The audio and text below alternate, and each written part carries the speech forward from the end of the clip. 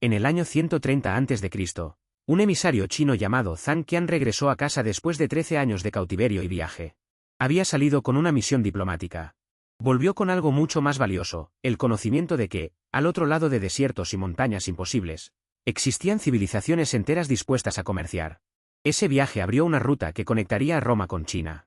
Más de 6.000 kilómetros de caminos, caravanas, posadas y mercados que moverían seda, especias, metales preciosos, ideas y religiones durante más de 1500 años. La llamamos la Ruta de la Seda. Pero en realidad no fue una ruta. Fue una red. Y no fue la primera. Miles de años antes de Zhang Qian, los seres humanos ya comerciaban a distancias extraordinarias. Hoy vamos a recorrer esas rutas. Porque el comercio internacional no es un invento moderno. Es tan antiguo como la civilización misma. Bienvenidos a la temporada 10 de Todo tiene un precio. Hasta ahora hemos recorrido los orígenes del dinero, los mercados, la banca, las crisis económicas y la historia del capitalismo. Ahora entramos en un tema que conecta todo lo anterior, el comercio entre naciones. En las próximas 8 entregas vamos a recorrer la historia del comercio global, desde las caravanas del desierto hasta las cadenas de suministro del siglo XXI. Desde la seda y las especias hasta los microchips y las guerras arancelarias. Empezamos por el principio. Por las rutas que conectaron al mundo mucho antes de que existieran los aviones, los contenedores o Internet. Si hay un pueblo que merece el título de primer imperio comercial, son los fenicios. Desde sus ciudades costeras en el actual Líbano, Tiro, Sidón y Biblos, estos navegantes dominaron el Mediterráneo durante siglos, desde aproximadamente el 1500 a.C. Los fenicios no tenían un gran ejército. No conquistaron territorios enormes. Su poder era el comercio. Construyeron barcos de fondo ancho con una sola vela, capaces de transportar grandes cargas a través del Mediterráneo. Fundaron colonias comerciales desde Cartago, en el norte de África, hasta Cádiz, en la costa atlántica de España. Hay evidencias de que llegaron hasta las Islas Canarias y quizá hasta las costas de Gran Bretaña. ¿Qué comerciaban? Cedro del Líbano, muy apreciado para la construcción naval. Tinte púrpura, extraído de un molusco, tan caro que se convirtió en símbolo de la realeza. Vidrio. Marfil. Y algo que cambió la historia, el alfabeto. Los fenicios lo difundieron por todo el Mediterráneo a través de sus redes comerciales. Pero lo más relevante para nuestra historia es su modelo. Los fenicios demostraron que una civilización podía prosperar no por la conquista militar sino por el intercambio comercial. La riqueza no venía de la tierra sino de la ruta. Cuando pensamos en comercio antiguo, pensamos en la Ruta de la Seda. Y con razón. Fue la red comercial más importante de la historia preindustrial. El nombre es engañoso.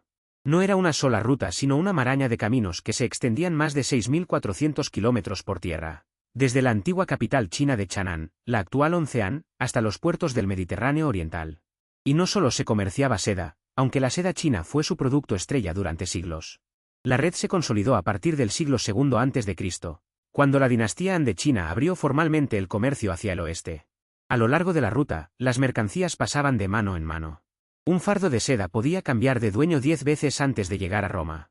Cada intermediario añadía su margen. Por eso la seda en Roma valía literalmente su peso en oro. Pero la ruta de la seda movía mucho más que telas. De este a oeste viajaban seda, porcelana, jade, papel, pólvora y especias. De oeste a este viajaban oro, plata, vidrio, lana y caballos. Y junto con las mercancías viajaba algo imposible de poner precio, ideas. El budismo llegó a China por la ruta de la seda. El Islam se expandió por ella. Técnicas agrícolas, conocimientos médicos, astronomía. Todo se movía por esos caminos. Las ciudades oasis a lo largo de la ruta, como Samarcanda, Bujará y Kashgar, se convirtieron en centros cosmopolitas donde convivían docenas de lenguas y culturas. No eran simples paradas de caravanas. Eran los nodos de una red global de intercambio. La ruta dependía de un equilibrio frágil. Los imperios que la controlaban cobraban peajes y garantizaban la seguridad. Cuando esos imperios caían, el comercio se interrumpía. Cuando surgían nuevos poderes, como el imperio mongol en el siglo XIII, la ruta florecía de nuevo. Bajo los mongoles, un comerciante podía viajar desde Pekín hasta el Mediterráneo con relativa seguridad. Marco Polo lo hizo, o al menos eso contó. Mientras las caravanas cruzaban los desiertos de Asia Central, otra red comercial igualmente antigua y quizá más importante se extendía por el Océano Índico. La clave de esta ruta era el monzón. Los marineros árabes e indios descubrieron que los vientos del Océano Índico cambiaban de dirección según la estación. De abril a septiembre soplaban del suroeste. De octubre a marzo, del noreste. Eso significaba que podías navegar hacia la India en verano y volver en invierno. El monzón era el motor de todo el sistema. Las especias eran el gran tesoro. pimienta negra de la costa de Malabar, en la India, canela de Sri Lanka, clavo y nuez moscada de las Islas Molucas, en la actual Indonesia. Estas especias no eran un lujo caprichoso. Antes de la refrigeración, eran esenciales para conservar alimentos y hacer comestible la carne en mal estado. La pimienta era tan valiosa que en la Europa medieval se usaba como moneda. Los alquileres podían pagarse en granos de pimienta. La expresión inglesa peppercorn rent, un alquiler simbólico, viene de ahí. La red del Océano Índico conectaba el este de África con Arabia, la India con el sudeste asiático, y China con todos ellos. Los puertos de Adén, Calicut, Malaca y Cantón eran los grandes nodos. Los comerciantes árabes actuaban como intermediarios entre Oriente y Occidente, controlando el flujo de especias hacia Europa y fijando precios astronómicos. Los fenicios habían mantenido un secreto similar siglos antes. Contaban historias fantásticas sobre los orígenes de la canela. Hablaban de pájaros que construían nidos con ramas de canela en acantilados inaccesibles. Todo para disuadir a posibles competidores de buscar la fuente real. El control de la información era tan valioso como el control de la mercancía. Hay algo que todas estas rutas tienen en común y que va más allá de las mercancías. El comercio nunca fue solo comercio. Cada caravana que cruzaba un desierto, cada barco que surcaba un océano, llevaba consigo algo más que bienes materiales. Llevaba lenguas, religiones, técnicas, enfermedades y formas de ver el mundo. La peste negra del siglo XIV llegó a Europa por rutas comerciales. El papel y la pólvora, inventados en China, llegaron a Occidente a través de mercaderes. El sistema numérico que usamos hoy, los llamados números arábigos, viajó desde la India hasta Europa por las mismas rutas que las especias. El comercio creaba interdependencia entre civilizaciones que nunca se habrían conocido de otra manera. Roma dependía de la seda china sin que la mayoría de los romanos supieran siquiera dónde estaba China. Los chinos consumían vidrio romano sin haber visto jamás Roma. Esta interdependencia tenía consecuencias profundas. Hacía a las civilizaciones más ricas, más innovadoras, más sofisticadas. Pero también las hacía vulnerables. Cuando una ruta se cortaba, economías enteras podían tambalearse. Cuando un imperio caía, los efectos se sentían a miles de kilómetros de distancia. Suena familiar, ¿verdad? Las rutas comerciales antiguas no eran abstracciones económicas. Eran el trabajo de personas concretas. El camellero que pasaba meses cruzando el desierto de Taklamakan, donde las tormentas de arena podían enterrar una caravana entera. El marinero que se adentraba en el Océano Índico sin más instrumento que las estrellas y el conocimiento del monzón. El artesano que tejía seda en Hangzhou sin saber que su tela acabaría vistiendo a un senador romano. Estas personas eran los eslabones de cadenas que conectaban el mundo.